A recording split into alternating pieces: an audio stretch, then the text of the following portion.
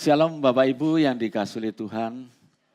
Kita bersyukur ya hari ini minggu yang terakhir. Berarti minggu yang ke-52 begitu ya. Bapak Ibu jemaat yang dikasihi oleh Tuhan, kita kalau melihat bagaimana pemeliharaan Tuhan, pertolongan Tuhan yang tidak ada habis-habisnya dalam hidup kita. Segala kebutuhan-kebutuhan kita sampai yang terkecil itu Tuhan perhatikan. Tuhan mengetahui hidup kita saat kita sedang mengalami apapun juga. Karena Dia Maha Tahu. Ketika kita melewati tahun 2025, di penghujung tahun ini Bapak Ibu sekalian, kita akan belajar tentang annual checklist ya. Jadi mengevaluasi, melihat kembali apa yang Tuhan sudah berikan pada kita. Ataupun setiap kejadian-kejadian dalam hidup kita, supaya itu menjadi refleksi bagi kita dan bahkan rencana kita ke depan, supaya kita bisa melangkah lebih baik, yaitu hidup seturut dengan kehendak Tuhan. Kita akan membaca Alkitab kita di dalam Injil Lukas, pasal 13, ayat pertama hingga ayat 9. Saya akan mengajak Bapak Ibu sekalian bisa membaca ayat-ayat ini, supaya kita bisa mengevaluasi diri kita secara pribadi dan bahkan kita bisa merencanakan hari-hari depan kita seturut dengan kehendaknya. Silakan Bapak Ibu memperhatikan, saya bacakan bagi Bapak Ibu sekalian. Pada waktu itu datanglah kepada Yesus beberapa orang membawa kabar tentang orang Galilea yang darahnya dicampurkan Pilatus dengan darah korban yang mereka persembahkan. Yesus menjawab mereka, "Sangkamu orang-orang Galilea ini lebih besar dosanya daripada dosa semua orang Galilea yang lain? Karena mereka mengalami nasib itu? Tidak, kataku kepadamu.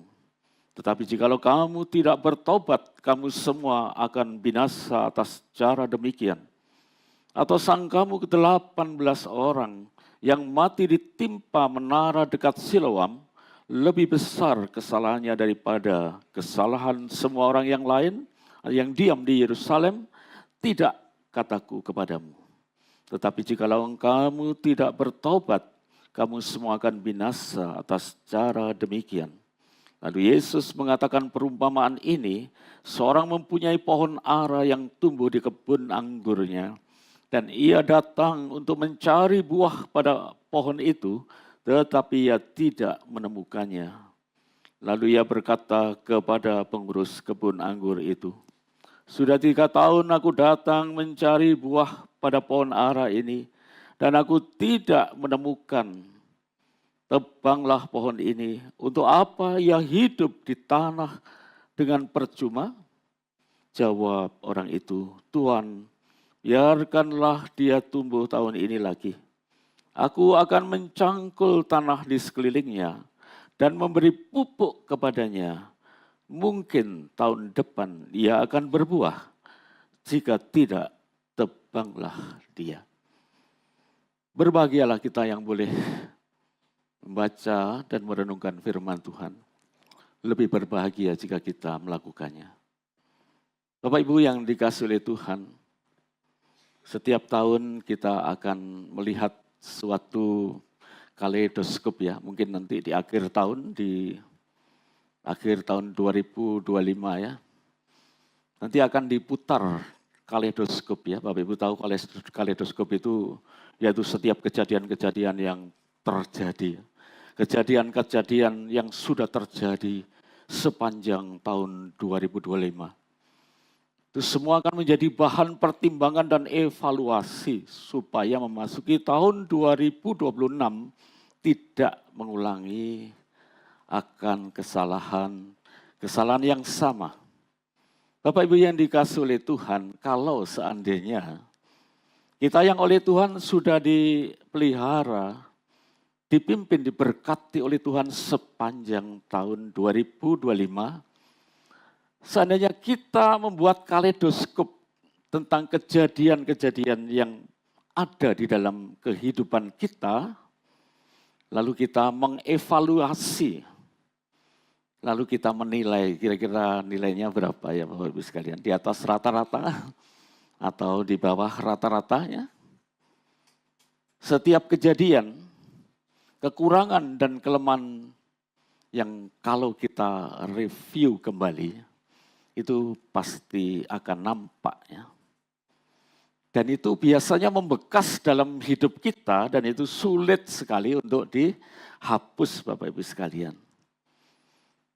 Ketika seorang anak kecil itu berbuat salah ya, maka papanya menempel satu paku pada papan. Ini kamu hari ini berbuat salah, tempel paku. Besok nakal lagi atau berbuat salah lagi, tempel lagi ya. Maka dalam waktu singkat, paku-paku yang menempel itu begitu banyak. Kesalahan-kesalahan yang dilakukan oleh anak ini begitu banyak. Lalu ketika dia melihat paku-paku tersebut, dia menangis. Papa, saya tidak mau kesalahan-kesalahanku tertancap di situ. Papa, aku minta maaf, aku minta ampun. Aku tidak akan mengulangi. Lalu papanya mencabut akan paku-paku tersebut. Tetapi di dalam papan itu ya, masih terlihat bekas-bekas daripada paku. Demikian juga kehidupan kita Bapak Ibu sekalian. Kita sadar hidup kita tidak sempurna. Akibat dosa hidup kita banyak kekurangan dan kelemahan. Sehingga kita harus mengintrospeksi diri kita masing-masing. Ketika kita jatuh dalam dosa dan kesalahan kita dengan sengaja atau tidak, lalu kita dengan menyesal mengakui Tuhan ampuni kebodohan saya ini. Ampuni Tuhan saya ini kok seperti ini. Dengan menyesal dan malu mungkin mengakui di hadapan Tuhan. Tuhan mengampuni apa tidak Bapak Ibu sekalian? Ya, pasti mengampuni ya. Darah Kristus pasti tercurah bagi setiap kita ketika kita meminta pengampunan yang daripada Tuhan. Tetapi dosa-dosa yang kita lakukan itu akan terus membekas dalam hati kita. Sulit terhapus rasanya daripada hidup kita. Apalagi kita melihat orang lain yang mungkin terus mempersalahkan kita, menuduh-nuduh kita, itu membuat kita menderita. Raja Daud ketika dia berbuat zina diampuni oleh Tuhan, tetapi efeknya begitu panjang menimpa keluarganya. Untuk menjadi peringatan bagi kita sekalian, agar kita tidak mengulangi kesalahan yang sama. David GAD ya, dalam lirik lagunya itu, dia mengatakan, apabila seorang itu sudah berbuat salah dan terlanjur salah, maka tidak adakah waktu untuk dia kembali, untuk dia membenahi diri, sehingga setiap mata memandang kesalahan-kesalahan tersebut. Bapak Ibu sekalian, itulah akibat daripada dosa, itu akan membekas di dalam setiap kehidupan kita.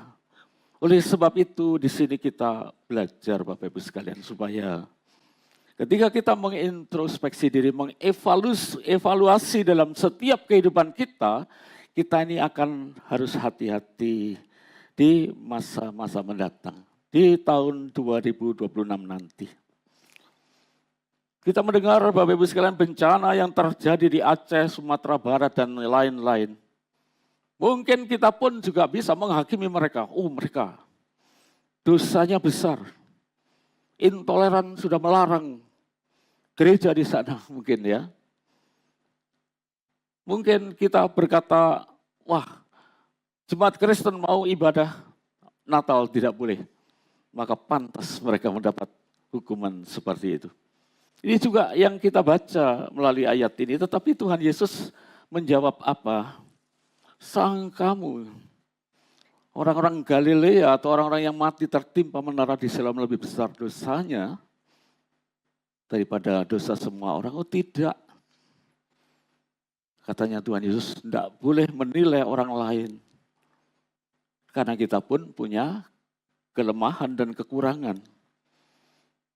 Tuhan Yesus ingatkan kita, jikalau engkau tidak bertobat, kamu pun akan binasa atas cara yang demikian. Jadi jikalau kita menghakimi orang lain dan tidak menghakimi diri kita sendiri, padahal kita juga orang berdosa, maka hukuman Tuhan bisa menimpa kita. Bapak Ibu yang dikasihi oleh Tuhan, jadi apakah yang Tuhan kehendaki dalam kehidupan kita sebagai anak-anak Tuhan, di mana kita sudah dipelihara, diberkati oleh Tuhan, bahkan kita boleh senantiasa dipimpin, disertai oleh Tuhan sepanjang tahun 2025 yang Tuhan kehendaki dalam hidup kita. Ketika kita mereview kembali dalam hidup kita, mungkin ada kesalahan-kesalahan yang ada yang kita lakukan. Maka Bapak Ibu sekalian, Tuhan tidak pernah membuang kita. Tuhan tidak pernah melepaskan kita. Tetapi Tuhan mengendaki supaya iman kita terus bertumbuh. Pertumbuhan iman yang dibuktikan dengan hidup yang berbuah bagi kerajaan Allah. Jadi di sepanjang hidup kita ketika kita melihat akan segala kekurangan, kelemahan dan kesalahan kita, boleh datang kepada Tuhan dan Tuhan tidak menolak kita. Tuhan selalu mengampuni kita. Tetapi Tuhan mengendaki supaya iman kita terus bertumbuh di dalam Tuhan. Dan hidup kita itu menghasilkan buah-buah yang baik bagi kerajaan Allah. Sebab hidup kita itu digambarkan seperti kehidupan bangsa Israel. Melalui tanaman atau perumpamaan yang Tuhan Yesus ajarkan di sini Bapak Ibu sekalian, yaitu tentang pohon ara. Disinilah Tuhan Yesus mengajarkan kepada kita kehidupan bangsa Israel. Dipilih oleh Tuhan seperti pohon ara yang dipilih secara khusus ditempatkan, yaitu di tempat di kebun anggur milik sang Tuhan itu. Dipelihara dengan baik, dijaga, dirawat secara luar biasa. Tuhan mengendaki supaya dia menghasilkan buah-buah yang baik bagi bangsa-bangsa yang lain yang tidak mengenal Allah yang benar, supaya mereka pun bisa mengenal Allah yang benar dan mengenal keselamatan di dalam Tuhan Yesus Kristus. Tetapi bangsa Israel justru memberontak kepada Allah. Tuhan Yesus datang ke tengah-tengah dunia di dalam kehidupan bangsa Israel dan umat Israel. Tuhan menyatakan mujizat-mujizat dan karyanya membuktikan dirinya adalah Mesias yang dijanjikan, tetapi mereka menyalibkan dia. 3 tahun lamanya Tuhan berada di tengah-tengah bangsa Israel. Seperti waktu yang diberikan melalui perumpamaan ini, sudah 3 tahun aku datang mencari buahnya. Tetapi buah-buah yang baik dalam kehidupan bangsa Israel untuk menjadi berkat bagi dunia sekitarnya, supaya mereka mengenal Allah yang benar dan keselamatan di dalam Tuhan Yesus. Gagal total Bapak Ibu sekalian. Tunggu lagi 70 tahun mungkin. Mereka tetap tidak bertobat. Dan Jenderal Titus datang dari Romawi itu, menghancurkan kota Yerusalem, meruntuhkan bait Allah. Nah Bapak Ibu sekalian, tetapi Allah tidak pernah gagal. Anugerah keselamatan walaupun oleh bangsa Israel itu tidak terlaksana rencana Allah, tetapi berkat keselamatan itu justru mengalir kepada bangsa lain, yaitu kepada kita semua, orang-orang yang dipilih oleh Allah untuk menjadi Israel secara rohani, agar menimbulkan kecemburuan bagi bangsa Israel supaya mereka bertobat dan kembali untuk mengenal Sang Mesias yang sudah datang. Tetapi ingat Bapak Ibu sekalian, kita ini seperti pohon pohon anggur yang dicangkokkan ya, atau kita seperti pohon zaitun luar yang dicangkokkan pada pohon zaitun yang sejati ya. Kalau Tuhan tidak menyayangkan bangsa Israel, tidak menyayangkan kita, jikalau kita hidup sama seperti bangsa Israel. Karena itu waspadalah Bapak Ibu sekalian ya. Jikalau kita mengevaluasi kehidupan kita dan kita senantiasa melihat kebaikan Tuhan, maka kita harus hidup seturut dengan kehendak Tuhan. Tuhan memelihara kita, digambarkan dengan pohon ara di sini. Tuhan memelihara, merawat, mengerjakan hidup kita supaya hidup kita menghasilkan buah-buah yang baik yang dapat dinikmati orang lain, sehingga orang lain yang tidak mengenal Kristus itu bisa dia mengenal keselamatan yang daripada Tuhan. Jadi prinsip itu tetap sama baik bagi bangsa Israel maupun kita sebagai orang-orang Israel rohani. Tuhan pasti memberkati kita, Tuhan pasti memelihara kita, Tuhan pasti menjaga kita. Dan Tuhan menghendaki kalau di tahun 2025 banyak kegagalan-kegagalan kita. Mari kita memasuki tahun 2026. Dengan berjanji, Tuhan aku mau berbuah bagi Engkau. Aku mau menghasilkan buah-buah yang baik. Supaya hidupku menjadi kesaksian dan kerajaan Allah itu makin dilebar luaskan. Itulah yang menjadi kehendak Tuhan Bapak Ibu sekalian. Kalau Israel dipilih supaya bangsa-bangsa lain mengenal Allah yang benar. Pilihan itu jatuh kepada kita sekalian.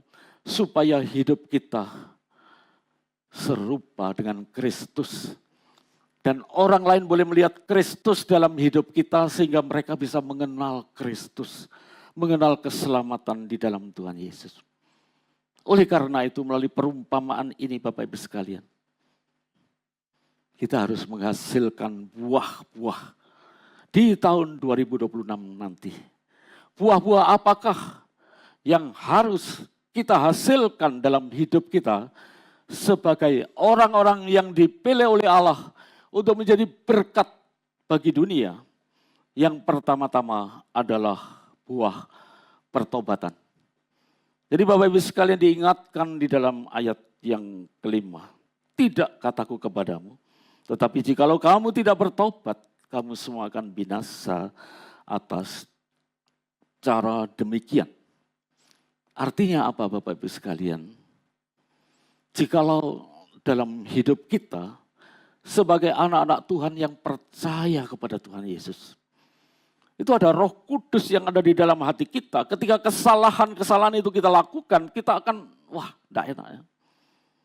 Kita rasanya hati kita gelisah. Orang lain tidak tahu, tetapi hati tidak bisa ditipu, Bapak Ibu. Di dalam hati setiap orang percaya itu ada Roh Kudus yang terus menegur, yang terus berbicara. Ibaratnya orang Jawa itu kegeger dalam hati kita. Ketika kita melakukan sebuah kesalahan. Itulah istimewanya kita sebagai anak-anak Tuhan. Yang percaya yang hidup kita dimeteraikan oleh Roh Kudus. Roh Kudus akan terus membimbing kita melalui kebenaran firman Tuhan. Dan jikalau ada dosa atau kesalahan yang sengaja atau tidak kita lakukan,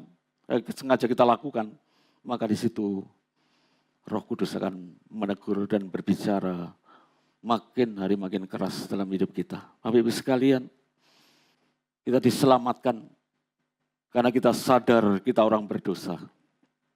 Dalam kelemahan dan kekurangan kita tidak bisa berbuat baik sampai sempurna.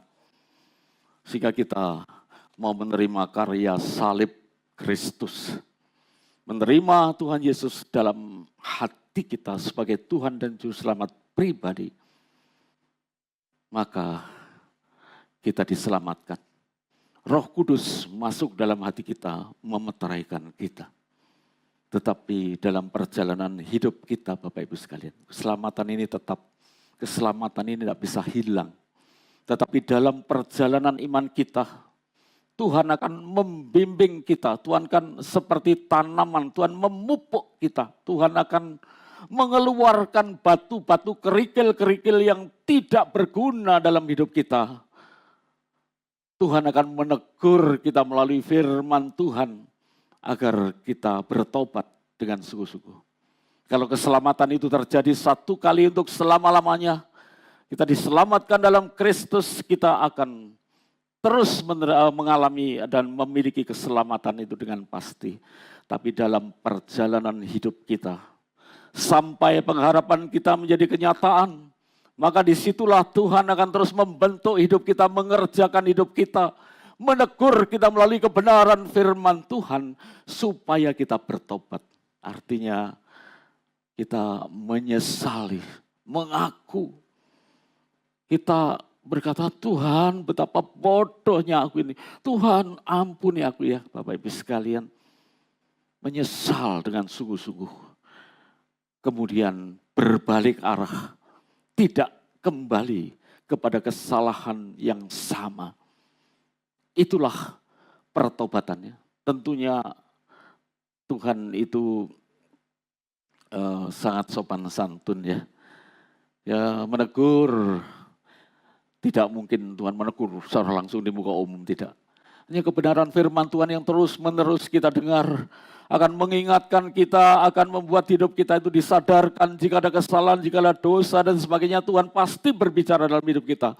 Mungkin melalui suara madu, mungkin melalui pedalaman Alkitab, mungkin melalui apapun, ya, melalui khotbah-khotbah. Bapak Ibu sekalian, dalam perjalanan hidup kita dibentuk oleh firman Tuhan. Memang tidak sempurna, kadang jatuh.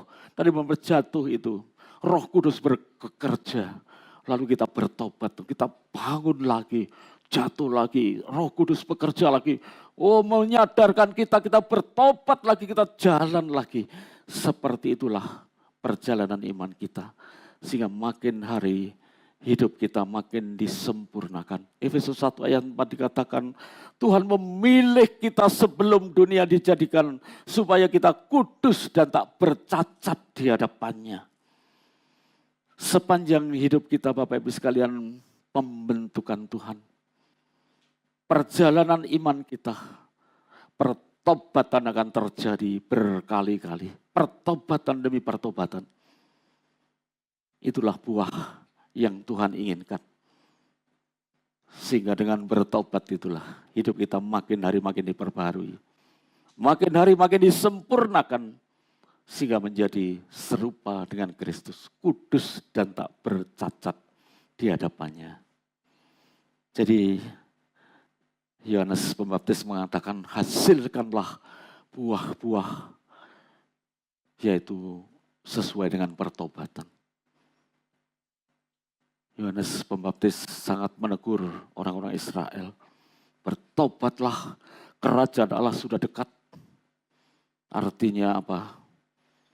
Kristus datang membawa kerajaan Allah.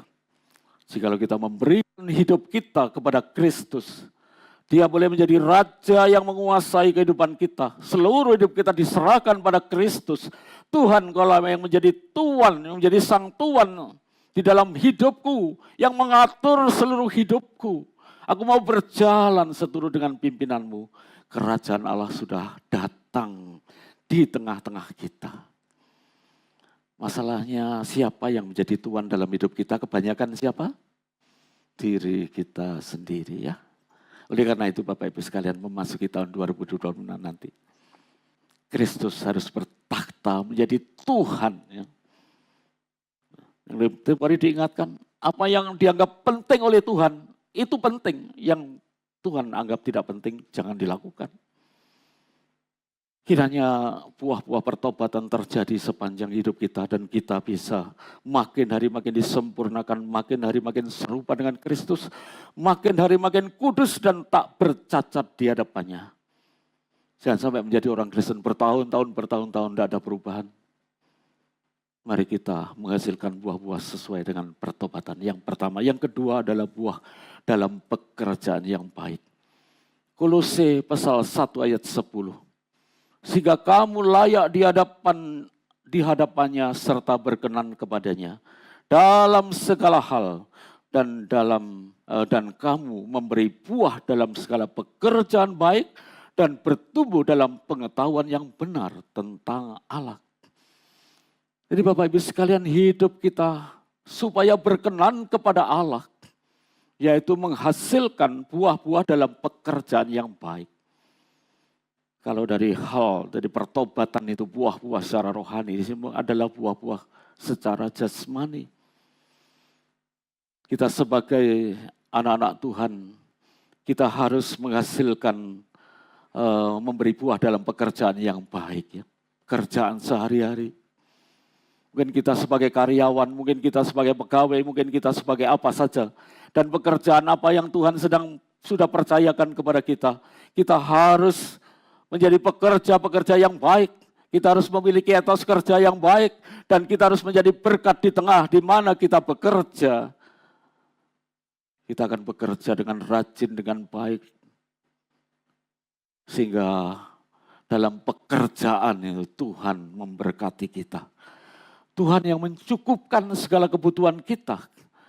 Orang-orang Kristen harus menjadi kesaksian yang baik di tengah-tengah pekerjaan yang ada, dimanapun berada. Dalam pekerjaan menjadi contoh dan teladan, di mana kita sedang bekerja, kita memiliki bos. Dan bos itu adalah punya bos yang lebih tinggi, yaitu Tuhan. Oleh sebab itu, biarlah kita memberi hasil, yaitu pekerjaan yang baik. Buah pekerjaan yang baik. Melakukan pekerjaan yang baik dalam tugas yang Tuhan percayakan kepada kita. Dan kesempatan-kesempatan bekerja adalah anugerah. Sehingga di mana kita bekerja, di situ kita menjadi berkat. Bukan hanya untuk bos kita, tetapi bagi orang-orang yang melihat. Bapak Ibu sekalian, butuh perjuangan yang berat. Dan bertahun-tahun baru bisa mau terwujud. Tetapi kita harus sadar, hidup kita harus berbuah bagi Kristus, yaitu berbuah dalam pekerjaan yang baik. Ibu-ibu rumah tangga, bagaimana ibu-ibu sudah berbuah dalam pekerjaan yang baik di rumah dan memelihara rumah tangganya dengan baik?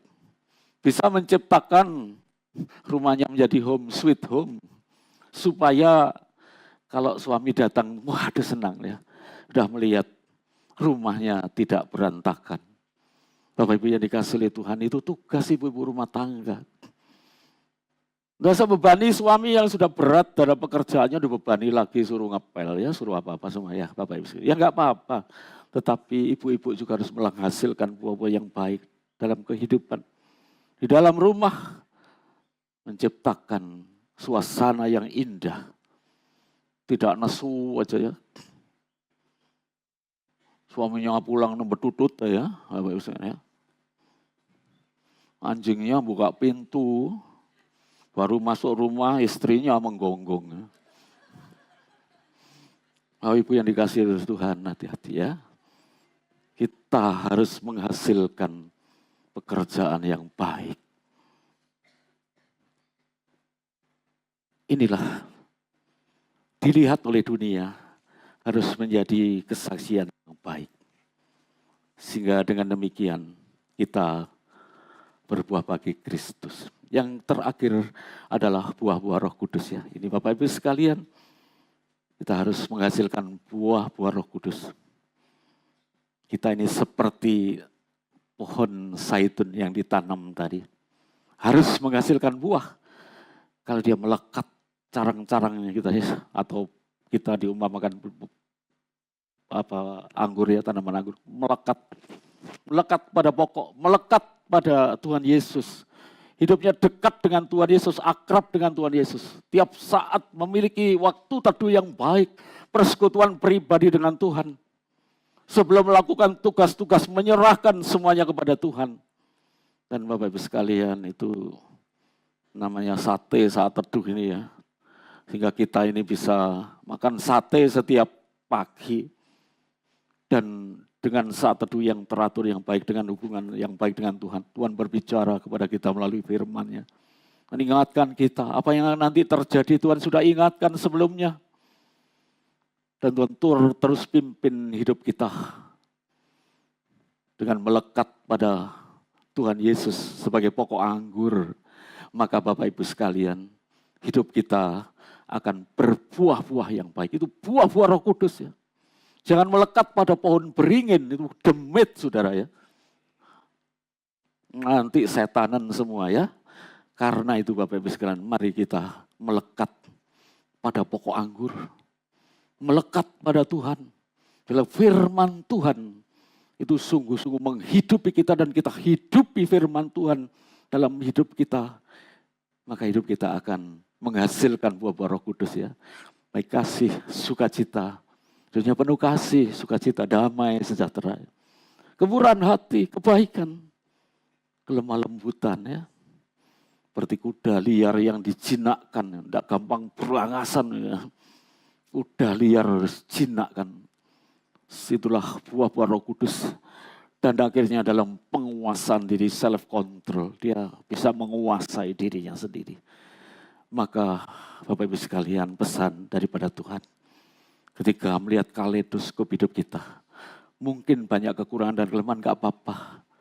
Mintalah ampun kepada Tuhan, bertobat, dan kemudian mari kita menghasilkan buah-buah yang baik dalam pekerjaan kita, dalam rumah tangga kita. Dan akhirnya dengan melekat pada Tuhan, buah-buah Roh Kudus akan selalu ada dalam hidup kita. Buah-buah akan muncul dengan sendirinya.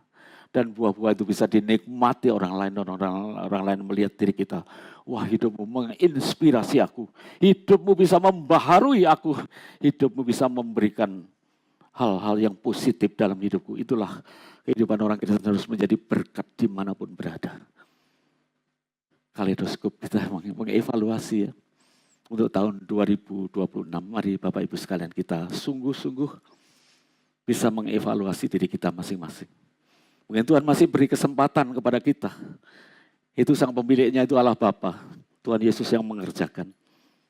Allah Bapa mau mencabut, mau memotong, nanti dulu kata Tuhan Yesus. Aku akan sekali lagi merawat tahun ini. Siapa tahu kesempatan yang terakhir. Mari Bapak Ibu sekalian, Tuhan mengendaki hidup yang berbuah bagi kerajaan Allah. Yaitu hidup yang senantiasa berbuah dalam pertobatan demi pertobatan makin hari makin disempurnakan. Dan kita akan terus bertumbuh juga Bapak Ibu sekalian, yaitu dalam kehidupan yang semakin cinta kepada Tuhan. Yaitu kehidupan yang berbuah dalam pekerjaan yang baik.